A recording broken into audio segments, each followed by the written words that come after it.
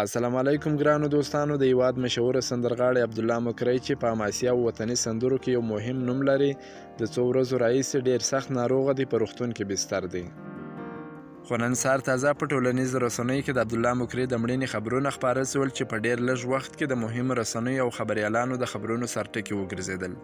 وروسته د عبدالله مکری زوی میرخان د عبدالله مکری په اړه باندې داسې ولیکل: مکری صاحب په ICU کې په ونټیلیټر دی، د مړینې خبرونه یې ناسم دي، د دعا په هیله. خو اوس تازه ماښام د عبدالله مکری زوی میرخان یو ځل بیا په خپله رسمي فیسبوک پاڼه باندې داسې ولیکل: غاجانه نه بزېتلی او خوارۍ راوتلی دردېدلی انسان، یو بې انتها مینهناک او ډېر مهربانه پلار، د رښتینولۍ نمونه شخصیت، د هیوادپالنې یو دروند استاد او ملي افغان. دا وطن او دا ولس لکه ستا کورنۍ تا ته ډېره نوره اړتیا لري، ستا اخلاق او ستا حضور او ستا نورو ترانو ته. بابا جانه نه بځې، ګوره دا خاوره عزت ګڼمه، سندرې نه باده خو تا ماته د خپلو شعرونو ویلو اجازه هم راکړه.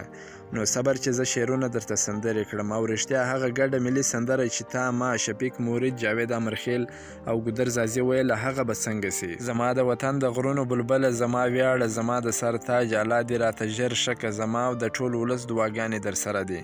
انډیوالي دې شروع کړې وه، ناځواني به راسره نه کوې، پوه سوې قربانو؟